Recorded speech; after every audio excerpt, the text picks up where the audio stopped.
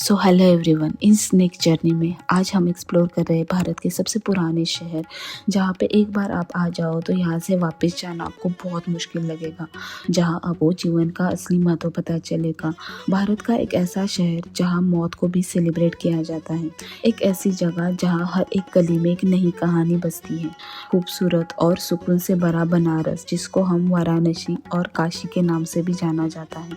भारतीय संस्कृति के आधार पर बनारस भारत का सबसे पुराना शहर है, लगभग 3000 साल पुराना। भारतीय पुराणों के आधार पर यह कहा जाता है कि शिवजी ने खुद बनारस को बनाया था। बनारस एक ऐसा शहर है जहां आपको अल्टीमेट स्पिरिचुअलिटी का एहसास होगा, जहां हर धड़कन में शिवजी बसते हैं और यहाँ के कण कण में गंगा और प्रेम बहता है। और एक ऐसी प्रेम नगरी जिसको हम आनंदवन, वाराणसी, काशी और बनारस के नाम से जानते हैं। तो चलो इस जर्नी के आगे के पड़ाव पे चलते हैं। बनारस के पहले वीडियो में आपने देखा होगा, पहले दिन हमने एक्सप्लोर किया था मणि मंदिर, दुर्गा माता मंदिर, तुलसी मानस मंदिर, त्रिदेव महादेव मंदिर। उसके बाद हमने रात की गंगा आरती भी अटेंड की थी और फिर रिलैक्स करके नेक्स्ट डे हमने हमारी जर्नी स्टार्ट की थी सुबह की अस्सी घाट की आरती से। सुबह हम लोग अस्सी घाट की आरती के लिए निकल पड़ते। अगर आपको सुबह आरती के लिए अच्छी जगह चाहिए तो आपको सुबह जल्दी जाके वहाँ पे जगह लेनी पड़ेगी। सुबह हम लोग 5 बजे उठकर अस्सी घाट की आरती अटेंड करते और सच में मानो ये आरती आप ज़रूर अटेंड करना। एक अलग ही एनर्जी, पॉजिटिविटी एंड एक सुकून भरा एहसास मिलेगा वहाँ पे आपको। और आरती के बाद वहाँ से आप बोट राइड पे भी जा सकते। सुबह बोट राइड करना बहुत मस्त रहता है, बिकॉज सनराइज़ का टाइमिंग होता है और पूरा शांत माहौल रहता है। या तो आप घाट वॉक पे जाइए या फिर आप बोट राइड पे जा सकते। बोट आपको वहाँ पे सारे घाट घुमा के लेके आती है। यहाँ पे आप पर्सनल बोट भी कर सकते हो या फिर आप शेयरिंग बोट में भी जा सकते हो। अभी अकॉर्डिंग टू द सीज़न यहाँ पे बोट के रेट्स अलग अलग होते हैं, बट आप थोड़ा सा बार्गेनिंग ज़रूर करना, वो मान जाते हैं। जैसे कि हम जिस सीज़न में गए थे हमने 2500 में बोट बुक किया था, बिकॉज लाइक हमने मणिकर्णिका घाट तक किया था। तो आप चाहे तो नमो घाट तक की भी बोट बुक कर सकते हो। जैसे कि हम लंबा रुकने वाले थे तो वी थॉट कि नेक्स्ट टाइम हम लोग पूरा घाट का बोट राइड करेंगे। सो दैट डे हमने बस फर्स्ट डे की सेकेंड डे हमने मणिकर्णिका घाट तक boat ride going and both side book किया था। तो यह बोट राइड के बाद आप जा सकते हो काशी विश्वनाथ के दर्शन के लिए। तो काशी विश्वनाथ मंदिर 12 ज्योतिर्लिंगों में से एक ज्योतिर्लिंग है। इसकी स्थापना इंदौर की महारानी रानी अहिल्याबाई होलकर जी ने 1777 में की थी। काशी विश्वनाथ मंदिर सिर्फ एक मंदिर नहीं बल्कि आत्मा की शांति का स्थान है। मान्यता है कि बाबा विश्वनाथ जी के दर्शन जीवन की सारी कठिनाइयां धीरे धीरे दूर करने लगते हैं। लेकिन काशी की यात्रा यही पूरी नहीं होती है, क्योंकि कहा जाता है बाबा काल भैरव के दर्शन के बिना काशी की यात्रा अधूरी रहती है।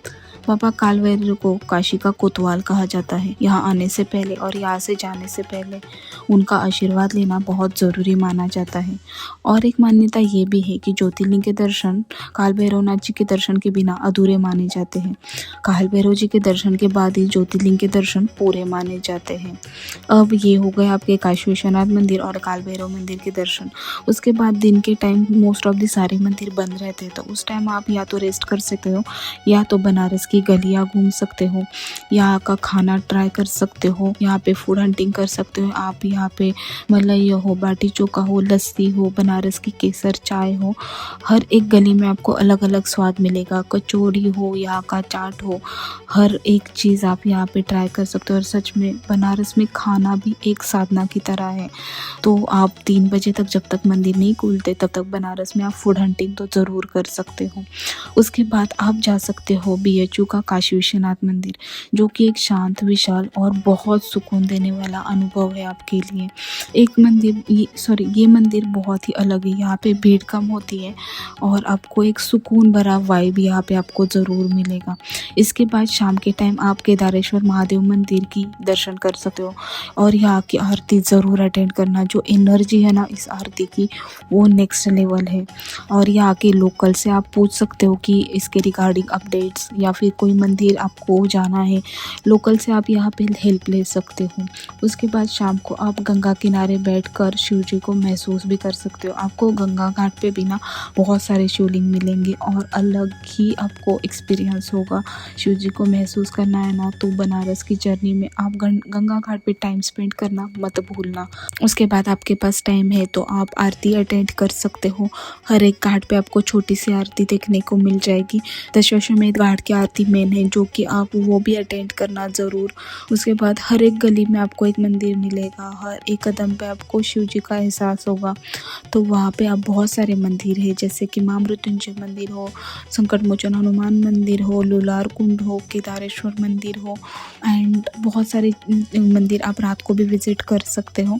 तो यहाँ बनारस की यात्रा में एक चीज़ ज़रूर याद रखना, आपको भागना नहीं है, जल्दी किसी बात की नहीं करनी है, बस हर एक कदम पे रुकना है, शिव जी को महसूस करना है, खुद से मिलना है इस जर्नी में। बनारस का मकसद ही यही है कि वो हमें खुद से मिला देता है।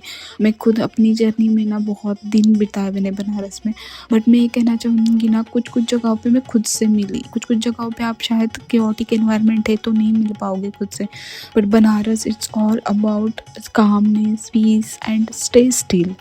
वो आपको खुद से मिलाएगा ज़रूर एंड बनारस से आप बहुत कुछ लेके जाओगे। सो या इस जर्नी में आपको इतना ही। Stay tuned for the next video, जहाँ पे मैं रामनगर साइड के मंदिर को आपको बताऊंगी। उसके बाद बहुत सारे मंदिर बचे हुए, उसकी इन्फॉर्मेशन मैं आपको दूंगी। So stay tuned for the next video and thank you for watching this video.